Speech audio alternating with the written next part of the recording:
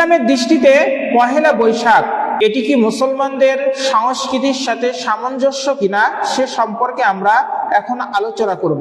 পহেলা বৈশাখের উদযাপন পদ্ধতিতে শুরু থেকে শেষ পর্যন্ত প্রতিটি কাজই ইসলামের সাথে সাংঘর্ষিক। পাশাপাশি ইসলামী সংস্কৃতি ও আমাদের দেশীয় সংস্কৃতির সাথেও এগুলা সাংঘর্ষিক। নিম্নে আমরা পহেলা বৈশাখের উৎসব বর্জন করার কিছু কারণ ইসলামী শরীয় দৃষ্টিকোণ থেকে তুলে ধরব ইনশাআল্লাহ। ইসলামের দৃষ্টিতে নতুন উৎসবের সূচনা।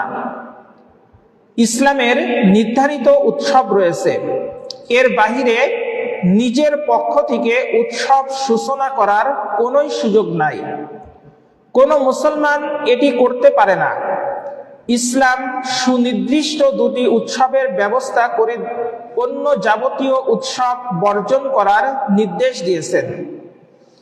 হাদিস শরীফে এসেছে, হযরত আনাস রাদিয়াল্লাহু তাআলা আনহু হতে বর্ণিত, মহানবী সাল্লাল্লাহু আলাইহি ওয়াসাল্লাম যখন মদিনায় এসে দেখলেন মদিনাবাসী নির্দিষ্ট দুটি দিনে খেলাধুলা ও আনন্দ উৎসব করে থাকে, নবী সাল্লাল্লাহু আলাইহি ওয়াসাল্লাম জিজ্ঞাসা করলেন, এ দুটি দিন কিসের? সকলেই বলল, জাহিলি যুগে আমরা এই দুই দিন খেলাধুলা করতাম। নবী সাল্লাল্লাহু আলাইহি ওয়াসাল্লাম বললেন, মহান আল্লাহ তাআলা তোমাদের এই দুদিনের পরিবর্তে উত্তম দুটি দিন দান করেছেন, আর তা হলো ঈদ উল ফিতর এবং ঈদ উল আজহার দিন। এটাই তোমাদের মূল উৎসবের দিন। সুনানে আবি দাউদ 1134 নং হাদিস।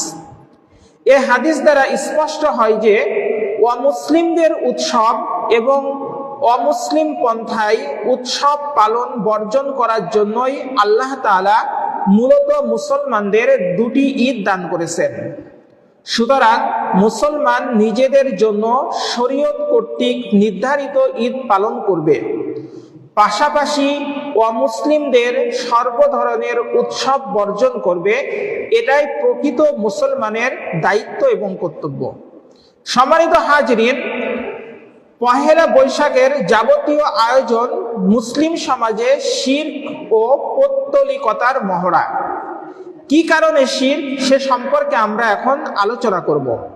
পহেলা বৈশাখে বিভিন্ন প্রাণীর ছবি, মূর্তি, বিশেষ করে হিন্দু সম্প্রদায়ের পূজনীয় প্রাণীর ছবি, মূর্তি ইত্যাদির সংমিশ্রণে পালিত হয় পহেলা বৈশাখ।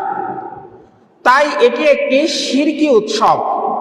পহেলা বৈশাখ উদযাপনের জন্য যে সকল মূল কর্মসূচি থাকে সেগুলো হলো মঙ্গল প্রদীপ জ্বালানো, মঙ্গল শোভাযাত্রা বের করা, ঢাক বাজানো, উলুধ্বনি দেওয়া, বট গাছের তলায় জমায়েত, এগুলো সবই শিরকি উৎসব। কারণ এগুলা ইসলামের সাথে কখনোই সামঞ্জস্যপূর্ণ নয়। কোন ধর্মপ্রাণ মুসলিম এই উৎসবে অংশগ্রহণ করা কোন ধর্মপ্রাণ মুসলিমের জন্য জেনে শুনে এই উৎসবে অংশগ্রহণ করা শরীয়ত সম্মত নহে। কারণ শিরক খুবই ভয়াবহ একটি অপরাধ। তাই ইসলাম প্রতিমা মূর্তি থেকে দূরে থাকতে নির্দেশ দিয়েছেন। মহান আল্লাহ তাআলা এই পৃথিবীর শুরু লগ্ন থেকে আমাদের নবী সাল্লাল্লাহু আলাইহি ওয়াসাল্লাম পর্যন্ত যত নবী রাসূল পাঠিয়েছেন সকলেই মূর্তি বিরোধী ছিলেন এবং এক আল্লাহর ইবাদতের জন্য কোনো মাধ্যম গ্রহণ করতে তারা নিষেধ করেছেন। এটাই হলো ইসলামের প্রকৃত শিক্ষা। পবিত্র কোরআনুল কারীমের সূরা হাজের 32 নং আয়াতে মহান আল্লাহ তাআলা বলেন, ফাজতানিবুর রিজসা মিনাল আওসান, তোমরা মূর্তির নাপাকি থেকে বিরত থাকো। এটি এমন ভয়াবহ অপরাধ যে কেউ শিরকে লিপ্ত হলে তার পূর্বের সকল ভালো আমল বাতিল হয়ে যায়। এ ব্যাপারে মহান আল্লাহ আরো বলেছেন, ওয়ালাউ আশরাকু লাহাবিতা আনহুম মা কানু ইয়ামালুন। সূরা আনআমের 88 নং আয়াতে মহান আল্লাহ তাআলা বলেন, তারা যদি শিরক করে অবশ্যই তাদের কৃত কর্ম নিষ্ফল হবে। শিরকের গুনাহ আল্লাহ তাআলা ক্ষমা করবেন না। শিরকে লিপ্ত ব্যক্তি চিরস্থায়ী জাহান্নামী হবে। মহান আল্লাহ তাআলা সূরা নিসার ৪৮ নং আয়াতে বলেন, ইন্নাল্লাহা লা ইয়াগফিরু আন ইউশরাকা বিহি ওয়া ইয়াগফিরু মা দুনা যালিকা লিমান ইয়াশা। মহান আল্লাহ তাআলা বলেন, নিশ্চয় আল্লাহ তাআলা তার সঙ্গে শরীক করা বা অংশীদারিত্ব স্থাপন করার গুনাহ ক্ষমা করেন না, তাছাড়া অন্যান্য অপরাধ যাকে ইচ্ছা ক্ষমা করেন। সম্মানিত হাজিরিন, আমরা পবিত্র কোরআনের অত্র আয়াতগুলো দ্বারা আমরা বুঝতে পারলাম মহান আল্লাহ তাআলা তার সাথে কাউকে অংশীদারিত্ব স্থাপন করাকে কখনোই আল্লাহ তাআলা পছন্দ করেন না এবং আল্লাহ তাআলা এই গুনাহ ক্ষমা করেন না। তবে কেউ যদি খাস দিলে তওবা করে, মহান আল্লাহ তার ক্ষমা করতে পারেন। এজন্য দেখা যায় অমুসলিমরা তারা যে উৎসব পালন করে, তাদের ধর্মীয় উৎসব বা অন্যান্য যেসব উৎসব তারা পালন করে, সব উৎসবের সাথে তারা মূর্তির সংমিশ্রণ রেখে দেয় এবং তারা মূর্তিকেই মনে করে যে আমাদের প্রভুকে পাওয়ার মাধ্যম। কিন্তু এটা কখনোই আমাদের জন্য গ্রহণযোগ্য নয়, কারণ আল্লাহ রাসূল সাল্লাল্লাহু আলাইহি ওয়াসাল্লাম মক্কা বিজয়ের পরে সর্বপ্রথম যে কাজ করেছিলেন, কাবা শরীফের মধ্যে যে ৩৬০টি মূর্তি ছিল সেই মূর্তিগুলোকে তিনি আগে ভেঙেছিলেন। আমাদের জাতির পিতা হযরত ইব্রাহিম আলাইহিস সালাতু ওয়াস সালাম তিনিও মূর্তিকে ভেঙে দেখিয়েছিলেন যে আসলেই মূর্তির কোনো ক্ষমতা নাই, একমাত্র ক্ষমতা মহান আল্লাহ তাআলার। সম্মানিত হাজিরিন, এই পহেলা বৈশাখে মঙ্গল শোভাযাত্রার নামে যে উৎসব পালন করা হয়, এই উৎসবের অন্যতম একটি ইচ্ছা শক্তি থাকে, চিন্তাধারা থাকে যে আমাদের লাভ ক্ষতির মালিক হলো গায়রুল্লাহ। মঙ্গল শোভাযাত্রায় মূর্তি, পেঁচা ইত্যাদিকে লাভ, ক্ষতি ও মঙ্গলের মালিক মনে করে এই শোভাযাত্রা করা হয়। এটি সম্পূর্ণ শিরকি কথা ও কাজ, তাই কোনো মুসলমান এর সাথে একমত পোষণ করতে পারে না। একজন মুসলমান বিশ্বাস করে লাভ ক্ষতির মালিক একমাত্র মহান আল্লাহ তাআলা। দেব দেবী বা মূর্তি, প্রতিমা ইত্যাদি বিন্দু পরিমাণও মঙ্গল বা অমঙ্গলের মালিক নয়। তাই মহান আল্লাহ তাআলা সূরা মায়েদার ৭৬ নং আয়াতের মধ্যে বলেন, কুল আতা'বুদুনা মিন দুনিল্লাহি মা লা ইয়ামলিকু লাকুম দাররাও ওয়ালা নাফআ আল্লাহু হুয়াস সামিউল আলিম। মহান আল্লাহ তাআলা বলছেন, হে নবী, আপনি তাদের বলে দিন, তোমরা কি আল্লাহ ছাড়া এমন কোন সৃষ্টির ইবাদত করছো যা তোমাদের কোনো উপকার করার ক্ষমতা রাখে না এবং অপকার করারও শক্তি রাখে না, যখন আল্লাহই সবকিছু শ্রোতা এবং সকল বিষয়ে জ্ঞাত। দেখেন, একটা মূর্তি তার কোনো ক্ষমতা নাই, যারা তার ইবাদত করছে, প্রার্থনা করছে তাদের কল্যাণ করবে। আবার তার কোনো ক্ষমতা নাই যে তার নিজেরও যদি কোনো ক্ষতি হয় সেই ক্ষতি থেকে নিজেকে সে সেফ রাখবে। তাই আল্লাহ তাআলা বলছেন যে এই মূর্তিগুলার কোনোই ক্ষমতা নাই তোমাদের মঙ্গল বা অমঙ্গলের কোনো কিছু করার, কারণ তারা নিজেরাই নিজেদের কখনো নিরাপত্তা দিতে পারে না। অন্য আয়াতে আল্লাহ এসব দেবদেবীর অসহায়ত্ব বর্ণনা করে বলেছেন এবং আমাদের উপদেশ দিয়েছেন মহান আল্লাহ তাআলা। মহান আল্লাহ তাআলা বলেন, ইয়া আইয়ুহান নাসু দুরিবা মাসালুন ফাসতামিউ লাহু ইন্নাল্লাযীনা তাদউনা মিন দুনিল্লাহি লা ইয়াখলুকু যুবাবান ওয়ালাউ ইজতামাউ লাহু ওয়া ইন ইয়াসলুবহুমুয যুবাবু শাইআন লা ইস্তানকিযুহু মিন দুউফাত তালিব ওয়াল মাতলুব। সূরা হাজর ৭৩ নং আয়াতে মহান আল্লাহ এসব দেবদেবীর অসহায়ত্ব বর্ণনা করেছেন এবং আমাদেরকে উপদেশ দিয়েছেন। মহান আল্লাহ বলছেন, হে মানুষ, একটি উপমা দেওয়া হচ্ছে, মনোযোগ দিয়ে তোমরা শোনো। তোমার দোয়ার জন্য আল্লাহকে ছেড়ে যাদের ডাকো তারা একটি মাছিও সৃষ্টি করতে পারে না, যদিও এ কাজের জন্য তারা সকলে একত্র হয়ে যায়। অর্থাৎ আল্লাহ তাআলা আমাদেরকে উপদেশ দিয়ে বলছেন, হে মানুষ, তোমরা শোনো, যাদের জন্য তোমরা দোয়া করছো আল্লাহকে ছেড়ে, অর্থাৎ যাদের মাধ্যমে তোমরা প্রার্থনা করছো আল্লাহকে ছেড়ে, তারা সকলে একত্র হয়ে একটি মাছিও সৃষ্টি করতে পারবে না। এমনকি মাছি যদি তাদের থেকে কোনো জিনিস ছিনিয়ে নেয় তাও তারা উদ্ধার করতে পারে না। অর্থাৎ আল্লাহ তাআলা মাছির মতো একটা ছোট্ট নগণ্য প্রাণীকে দিয়ে উদাহরণ দিয়েছেন যে তাদের বড় বড় মূর্তি, তাদের বড় বড় দেবদেবী, তারা চেষ্টা করলেও একটা মাছির মতো মাছি সৃষ্টি করতে পারবে না। আবার তাদের গায়ে যদি একটা মাছিও বসে তবুও সেই মাছিটাকে তারা শরীর থেকে সরিয়ে দিতে পারবে না। এবং মাছি যদি তাদের থেকে কোনো কিছু নিয়ে নেয় তবুও সেটা তাদের কাছ থেকে উদ্ধার করতে পারবে না। এরূপ দোয়াকারীও বড় দুর্বল এবং যার কাছে দোয়া করা হয় সেও বড় দুর্বল। মহান আল্লাহ বলছেন, এরূপ দোয়া যারা করে, অর্থাৎ এরূপ প্রার্থনা যারা করে দেবদেবী ও প্রতিমার কাছে, তারাও দুর্বল এবং এই প্রতিমাগুলোও দুর্বল। সম্মানিত হাজিরিন, এই জন্য মঙ্গল শোভাযাত্রার নামে যেই দেবদেবীর মূর্তি বানিয়ে শোভাযাত্রা করা হয় মঙ্গল অমঙ্গলের প্রতীক মনে করে, এটা একজন প্রকৃত মুসলমান কখনোই এই কাজের সাথে সে সম্পৃক্ত থাকতে পারে না। সম্মানিত হাজিরিন, এখন আমরা জানবো অমুসলিমদের সাথে সাদৃশ্যতা অবলম্বন করা হয় এই পহেলা বৈশাখের উৎসবে। পহেলা বৈশাখের মঙ্গল শোভাযাত্রা এবং মঙ্গল প্রদীপ জ্বালানো মূলত হিন্দুয়ানি সংস্কৃতি, তাই এতে শরীক হওয়া বা উদযাপন করা প্রকৃত মুসলমানের জন্য হারাম। মহানবী সাল্লাল্লাহু আলাইহি ওয়াসাল্লাম তিরমিজি শরীফের 2695 নং হাদিসের মধ্যে বলেন, লাইসা মিন্না মান তাশাব্বাহা বিগাইরিনা লা তাশাব্বাহু বিল ইয়াহুদ ওয়ালা বিন নাসারা।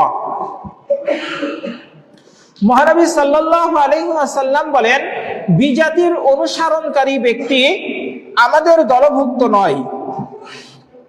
তোমরা ইহুদি ও খ্রিস্টানদের বা বিজাতির অনুসরণ করো না। অন্য হাদিসে মহানবী সাল্লাল্লাহু আলাইহি ওয়াসাল্লাম বলছেন, মান তাশাব্বাহা বিকওমিন ফাহুয়া মিনহুম, যে ব্যক্তি বিজাতির সাদৃশ্য অবলম্বন করে সে তাদের দলভুক্ত হবে। সুনানে আবু দাউদ 4031 নং হাদিস। সম্মানিত হাজিরিন, আমরা দেখি এই পহেলা বৈশাখের নামে পহেলা বৈশাখকে উদযাপন করতে যে অনেক অপচয় করা হয়ে থাকে। এই অপচয় সম্পর্কে মহান আল্লাহ তাআলা বলছেন, ইন্নাল মুবাযযিরিনা কানু ইখওয়ানাশ শায়াতিন ওয়া কানাশ শাইতানু লিরাব্বিহি কাফুরা। মহান আল্লাহ তাআলা সূরা বনী ইসরাঈলের 27 নং আয়াতে বলেন, জেনে রেখো যারা অপ্রয়োজনীয় কাজে অর্থ উড়ায় তারা শয়তানের ভাই, আর শয়তান নিজ প্রতিপালকের ঘোর অকৃতজ্ঞ।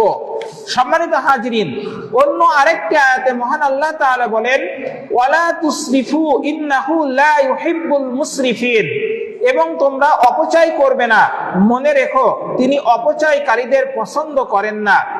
সম্মানিত হাজিরিন, এই অপচয় সম্পর্কে মহান আল্লাহর রাসূল আবার কি বলছেন? মহানবী সাল্লাল্লাহু আলাইহি ওয়াসাল্লাম বলছেন, কিয়ামত দিবসে 4টি বিষয় জিজ্ঞাসাবাদ হওয়ার আগ পর্যন্ত আদম সন্তানের পদদ্বয় আল্লাহ তাআলার নিকট হতে সরতে পারবে না। 1, তার জীবনকাল সম্পর্কে, কিভাবে তা অতিবাহিত করেছে। 2, তার যৌবনকাল সম্পর্কে, কি কাজে তা বিনাশ করেছে। 3, তার ধন সম্পদ সম্পর্কে, কোথা হতে তা উপার্জন করেছে এবং খরচ করেছে। 4, আর যতটুকু জ্ঞান অর্জন করেছিল সেই মোতাবেক কি কি আমল করেছে। সুনানে তিরমিজি 2416 নং হাদিস। সম্মানিত হাজিরিন, তাই এই অনুষ্ঠানে মঙ্গল শোভাযাত্রার নামে দীর্ঘদিন যাবত যে প্রস্তুতি গ্রহণ করা হয় সেগুলো হলো বিশাল বিশাল মূর্তি বানানো বিভিন্ন প্রাণীর মঙ্গলের জন্য, যা হারাম। বেপরদা, বেহায়াপনা, নারী পুরুষের অবাধ মিলামেশা, গান বাজনা, যুবক যুবতীদের বাধাহীন উল্লাস, মাদক দ্রব্য সেবন সহ এমন সব কর্মকাণ্ডের আয়োজন করা হয় যা যুবক যুবতী সহ বিভিন্ন বয়সী মানুষদের অপকর্ম করতে প্রলুব্ধ করে। তাই আসুন আমরা অপচয় না করি, আমরা শিরকে লিপ্ত না হই, আমরা এসব থেকে হেফাজতে থাকার চেষ্টা করি। কারণ নববর্ষ আল্লাহ তাআলা আমাদেরকে দান করেছেন, এজন্য আমরা আল্লাহর কাছে কৃতজ্ঞতা প্রকাশ করি। প্রয়োজনে 2 রাকাত নফল নামাজ আদায় করে আমরা আল্লাহর প্রতি কৃতজ্ঞ হই। কখনো আমরা শিরকি কাজের সাথে সম্পৃক্ত বা হিন্দুয়ানি কালচারের সাথে, হিন্দু ধর্মের সাথে সম্পৃক্ত এরকম কোন উৎসবের সাথে আমরা সম্পৃক্ত না হই। কারণ রাসূলুল্লাহ সাল্লাল্লাহু আলাইহি ওয়াসাল্লাম হাদিসের মধ্যে ইরশাদ করেছেন, কুল্লুকুম রাঈন ওয়া কুল্লুকুম মাসউলুন আন রাঈয়াতিহি। আল্লাহ রাসূল বলেন, প্রত্যেকটি মানুষই দায়িত্বশীল আর প্রত্যেকেই তার অধীনস্থদের ব্যাপারে জিজ্ঞাসায়িত করা হবে। সম্মানিত হাজরিন, আপনার স্ত্রী, আপনার সন্তান, আপনার ভাই বোন, আপনার অধীনস্থ যারা আছে তাদের সকলেরই আপনি তাদের দায়িত্বশীল। আপনি যদি তাদেরকে সুন্দরভাবে এই বিষয়টি বুঝাতে পারেন, দেখা যাবে এই অপসংস্কৃতিটা একটা সময় দূর হয়ে যাবে। কিন্তু আমি যদি নিজের থেকে এই চেষ্টা না করি তাহলে এটা কখনোই বন্ধ করা সম্ভব নয়। কারণ মহান আল্লাহ তাআলা বলছেন, কু আনফুসাকুম ওয়া আহলিকুম নারা। আল্লাহ তাআলা বলছেন, হে ঈমানদারগণ, তোমরা নিজেরা জাহান্নামের আগুন থেকে বাঁচো এবং তোমার আহালদের অর্থাৎ তোমার পরিবার পরিজনদেরকে জাহান্নামের আগুন থেকে বাঁচাও। সম্মানিত হাজিরিন, এবং অন্তরে অন্তরে এই সব খারাপ কাজগুলার প্রতি ঘৃণা রাখা। রাসূলুল্লাহ সাল্লাল্লাহু আলাইহি ওয়াসাল্লাম বলেন, মান রাআ মিনকুম মুনকারান ফালইগাইরুহু বিয়াদি ফাইল্লাম ইস্তাতি' ফাবিলিসানি ফাইল্লাম ইস্তাতি' ফাবিকলবি ওয়া যালিকা যাফুল ঈমান। আল্লাহ রাসূল বলেন যে তোমরা যখন কোনো খারাপ কাজ দেখো তখন সেই খারাপ কাজটি দেখে তোমরা মুখের দ্বারা প্রয়োজনে সেটাকে তোমরা বিরত রাখার চেষ্টা করো। যদি তোমাদের মুখ দিয়ে বলে সেটাকে বিরত রাখতে না পারো তাহলে অন্তত অন্তর দ্বারা ঘৃণা পোষণ করো এবং পরিকল্পনা করো সেই কাজটি কিভাবে মানুষের থেকে বিরত রাখা যায়। সম্মানিত হাজিরিন, এই জন্য এই ধরনের শিরকি কাজের মধ্যে আমরা নিজেরা প্রকৃত মুসলিম হিসাবে অংশগ্রহণ না করি এবং এই কাজগুলাকে আমরা ঘৃণা চোখে দেখার চেষ্টা করি।